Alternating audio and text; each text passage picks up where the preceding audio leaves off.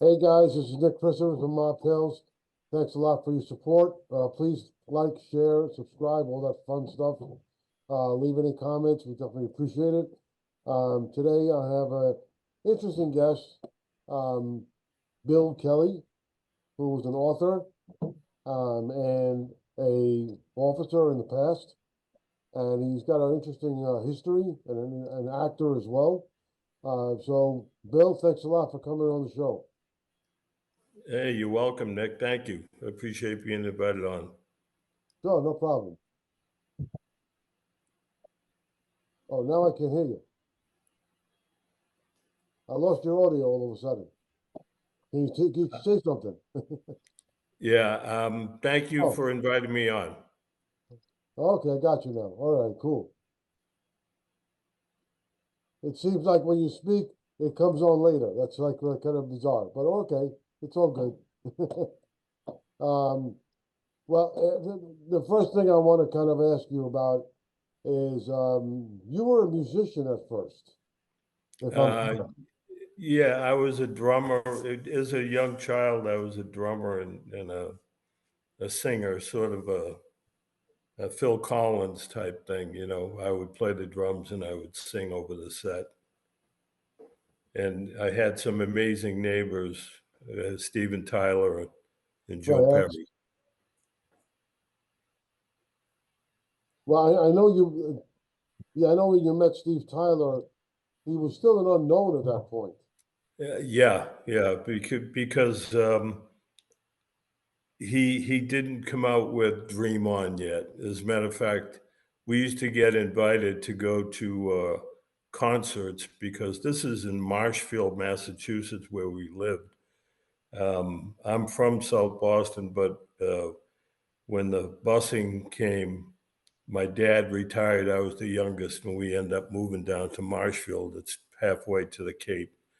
And Steven Tyler and the whole band lived in one house right on the seawall. And we used to play, and once in a while they'd come in and they'd plug into our amp and and sing with us. Oh, that must have been cool. Okay. Yeah, Uh, yeah, yeah. So you're from the South Boston area. yeah. I'm a Southie boy. Yep, Southie, right, exactly. yeah. Uh, so, I mean, growing up, you must have come across, guys and, Southie guys and how they are. Um, Maybe even the Whitey crew, Whitey Bulger's crew. Did you ever come across any of those characters? All the time. Yeah, I mean, it all. I was.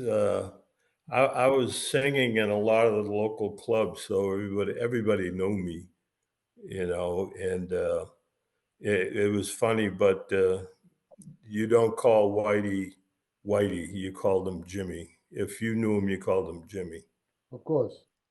Yeah, and it just he'd say, "Well, the cops call me Whitey," and it all because of when he first got captured, he had this like blonde, almost whitish hair, so they called him Whitey. Oh, okay. Um, well, you were also involved in undercover. No, you were bodyguard. I think at one point as well. I was a bodyguard for the CEO of Commercial Union Insurance, and one of the reasons why is because it was back in the time with the IRA was giving England some trouble, and they needed somebody local, uh, somebody Irish, that because they used to march around our building. We had a huge building with 33 floors in One Beacon Street in Boston, and the IRA used to carry caskets around the building, all in black caskets to, just harass us. But they, back in the day, they were making serious threats. So they needed somebody that was armed, somebody that knew how to handle themselves, and it was pretty cool. I was only like 22 years old. I was driving a Mercedes 450 SEL with a RAM phone. I could call anybody, pick up a phone. It looked like a real phone. The whole trunk was full of electronics. And look at what we've come to now with the iPhone. It's crazy. Yeah, that's for sure. Um, well, if I remember correctly, did you get involved in law enforcement or no? I don't remember. Yes. I think you Yeah. did. Oh, yeah. I was a police officer I was a police officer with the Boston Housing Authority. And it's funny. It's kind of ironic, but we we moved out of Southie so I wouldn't be bused to the black area in Roxbury. But when I become a cop, uh, I ended up going to Roxbury because it's kind of hard being a cop and living in Southie and dealing with Southie. I didn't, just all my friends.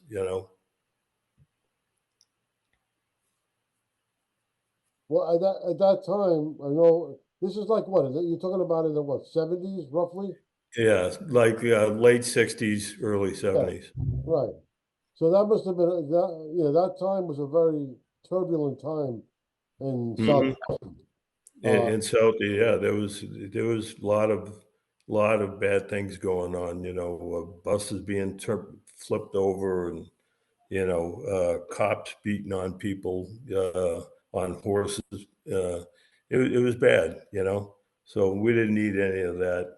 And I was the youngest of six, and they wanted me out of there. So that's why we moved away. But as soon as I graduated from high school, my mom and dad moved back, and then I followed them back there. And I just I liked living in Boston because a lot of things going on for somebody like me. When I was a police officer, I was a police officer a few years. I went into corrections because a prominent guy named Dapper O'Neill was running for sheriff, and it was almost like a guarantee. So he told me to join. He'd give me a good position. Well, he lost, so I didn't go back in the cops. I ended up becoming a full time entertainer. now, full time. So you became. Now you also, if I'm correct, do Frank Sinatra impersonations. Yeah, I've been doing Sinatra since '94. Um, yeah, it's just one. What it's funny. I was doing Bobby Darin. Uh, but my hair was turning white. And Bobby Darin died at 37. And I was approaching 40. So I said, you know what? I'm going to do Sinatra. So it wasn't much of a transition from Bobby Darin to Sinatra. I don't know if did you get to see my video? Yes, I did actually. Yeah. But yeah, so it's one of those things where now I prefer. I ended up. I got a lot of business out of the Sinatra um, impersonation. I worked for Capitol Records marketing, and they were located back in the '80s and the '90s. They were located in Hackensack, New Jersey, and so I got a lot of things. I promoted duets, and then a year later, duets two.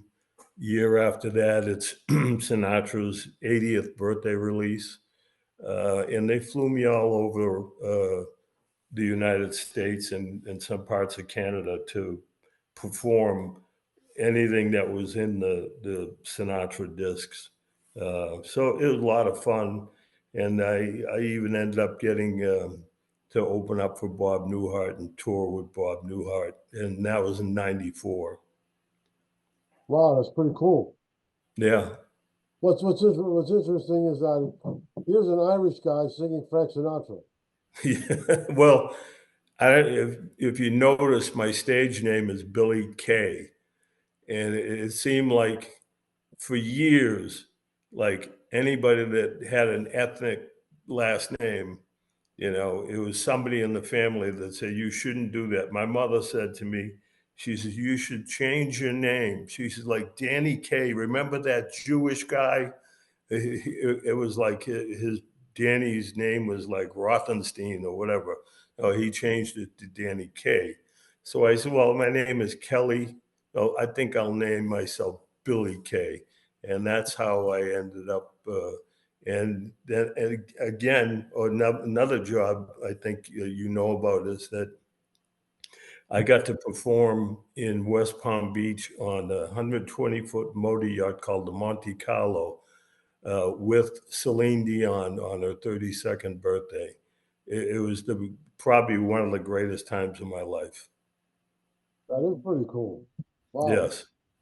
Did you ever, being that you performed for Sinatra so many times and so many different places, has anybody from the Sinatra family, like his daughter, ever reach out and say, "Wow, Billy, that's really good. No, no, no, nobody. But I did have Capitol Records, so a lot of times people. At one time, there was only two people doing Sinatra when I was doing it, and the other gentleman was Duke Haslett. And Duke Haslett was the gentleman that was sued by Frank Sinatra for performing in Atlantic City as Frank Sinatra. And that's when everything got changed that you had to say tribute to. You couldn't say Duke Haslett as Frank Sinatra or Billy Kaye as Frank Sinatra. It has to be a tribute to Frank Sinatra. And I did get to use his logo, the brush script, Frank Sinatra, and people left me alone because I actually did promote duets, duets to 80th birthday release. I promoted his neckties, the Newman neckties, um, and also he come out with it was like a champagne or something that we did a lot of promoting of Sinatra products. Well, why would no? So why was that the case? The case where, well, they, like I said, they just left me alone because uh, I was making money for their dad. I was making money on my own, but I was also making money for them. Oh, okay. You know, So but basically, a funny story about up near your way.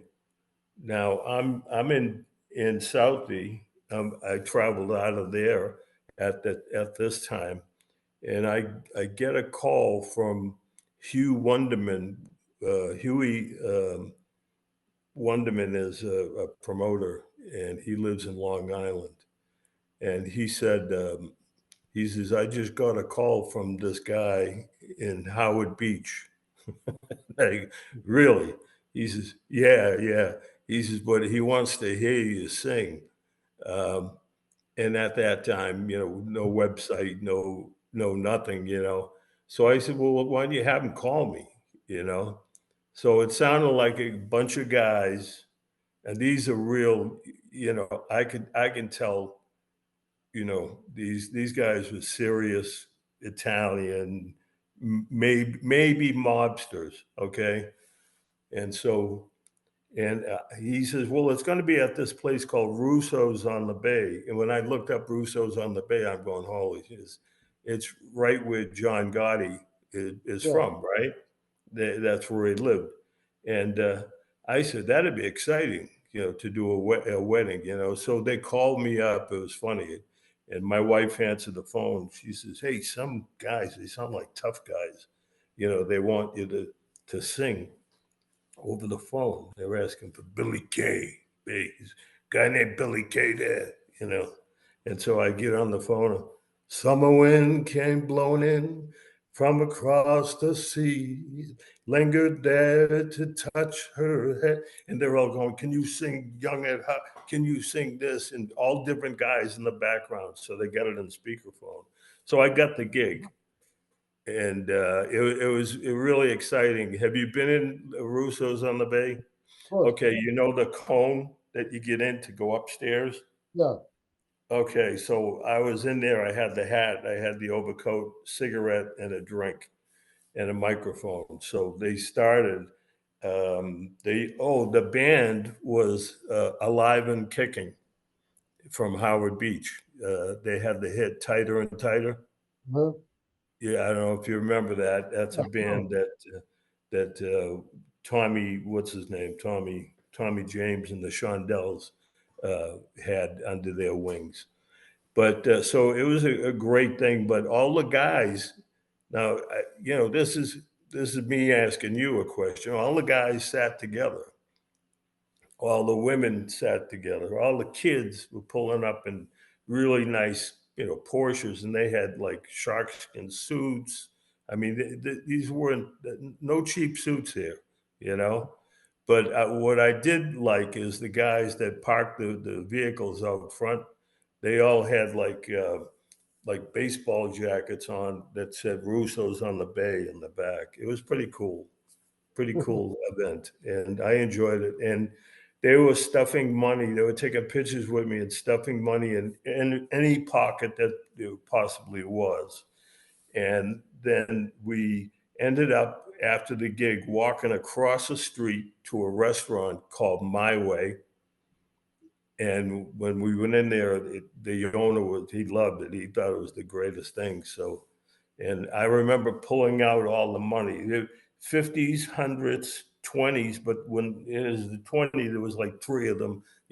So I ended up with almost like 800 and something dollars in tips. And I remember Huey was funny. He says, yeah, he says, so we got some good tips. I said, well, I don't remember you being on stage.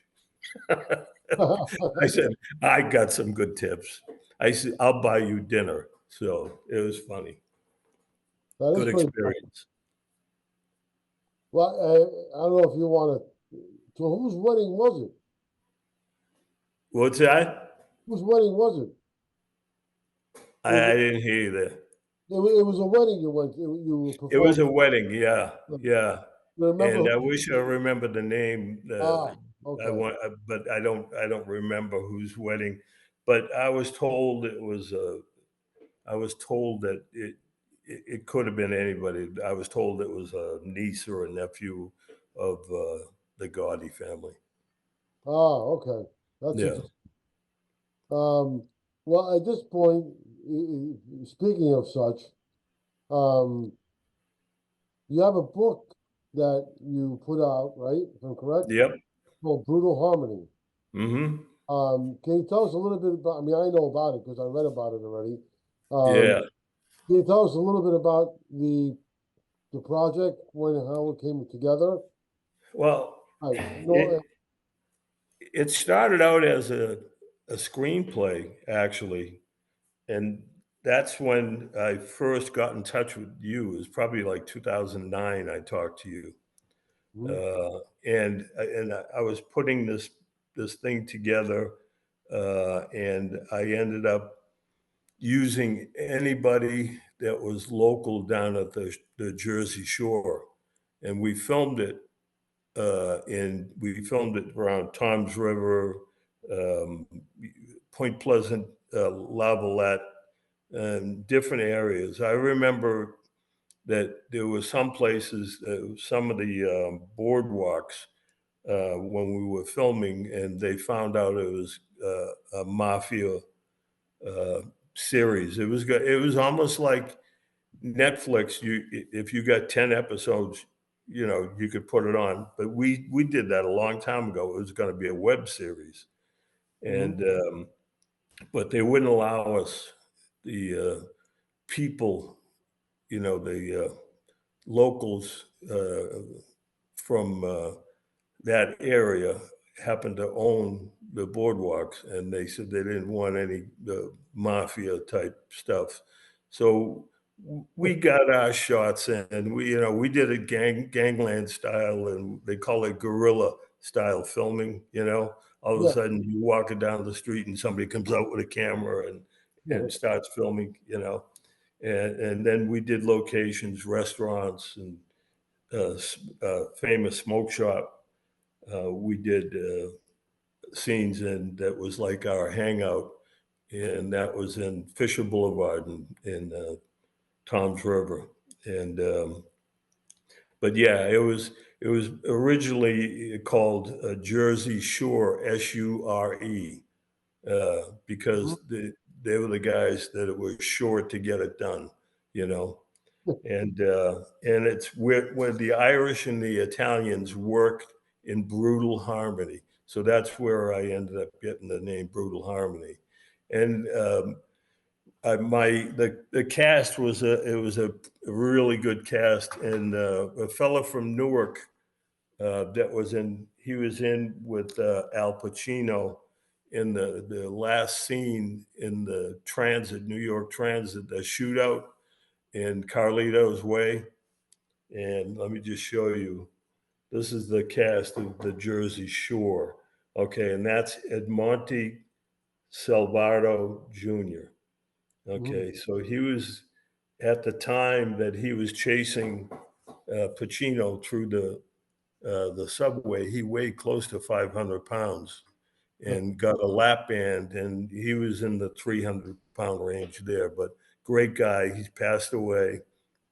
I've lost 3 guys from the shooting that who passed away. So once I did that, I started writing again. And I mean, the Brutal Harmony book was basically, I transposed the script into a novel, and it's not a big book, but it's a good book. And it's one that I think that if the right person reads it, that they could actually do something, a movie or a TV series about it. Well, outside of this project, which the book is out right now, it's been out, obviously. Yes, it's on Amazon right now. Yeah. You've also acted in other projects as well. Well, I mean, I've also done other projects with. I hooked up with uh, Big Pussy, Vincent Pastore, Chuck Zito, a gentleman named Joe Friscia from Staten Island, and Nick Puccio. Puccio. Yeah, and Yeah, I Nick know. actually is living here in beautiful tropical Naples. So we're in touch. We should be in touch a little bit more, but we're not. But we had a great thing, and if anybody wants to see it, it's on. You can go on YouTube. It's the Gourmet Goombas, and it's absolutely the funniest thing. We take the guy shooting in a shooting range, and like Vinny Pastore, he's looking in the gun case, and he picks out a gun that's this big. And he says to Chuck Zito, he said, "This will kill somebody." And Chuck Zito looks at him. Yeah, if you shoot him 100 times. But it was great. And then we end up going to a winery, and the Gourmet Goombas got to make their own wine, and then they labeled it. But it really, really was funny. And back in the day, you had to have somebody, you had to have a production company behind you to do one. But if I did this today, the Gourmet Goombas today, all I had to do was film 10 of them. I could put it on YouTube, on my YouTube channel, and we could be making money. But not like this was 2011, 12, Yeah, it's a good amount of years ago. Yeah. Yeah, I happen to know all those gentlemen. I know Oh, Chuck. I know you would, yeah. Yeah, I know. and I tell you what, that great, it was so much fun to work with those guys. And one of the it, a gentleman, Chuck Zito from Oz, is such a gentleman. If you look at him, you look like he's going to break you in half, But when you just get there and speak with him, he's such a great guy. And Vinny Pastore also, Nick Puccio. I mean, we're friends, and he's here. So it was great working with him, and Joe Frischer from Staten Island. He happened to be my roommate at the time, and he was a tough guy, weightlifter, and he fit in perfectly with those guys. Yeah, I would assume so. Yep, So currently, right now, you're pushing the book a lot at this point. yep, yep. Um, is there any other projects that we should be that you're working on that we should know about?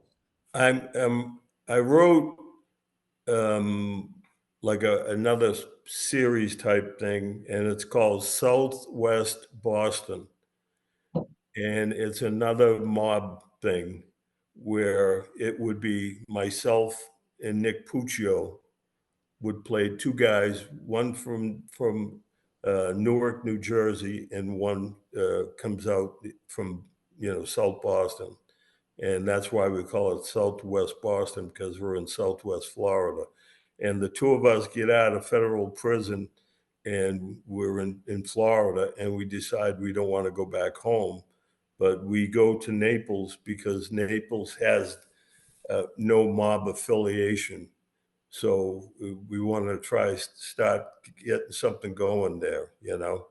So it's actually it's funny, and it's you know it's I think it'd be good. I just got to work more on it.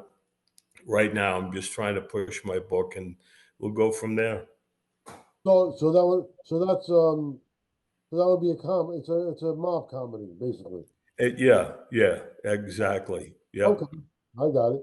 The Um, mob comes to Naples. uh, okay. Well, besides that, I mean, outside of that, on the acting end, is there Yeah. anything coming up that you're doing acting wise? You know what? Since I moved away from the Jersey Shore, I haven't been going to any casting calls because naturally New York's the place.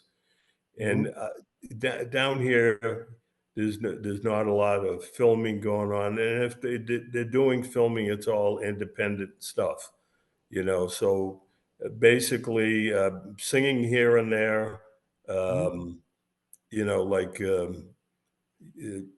I can tell you that, yeah, it's really basically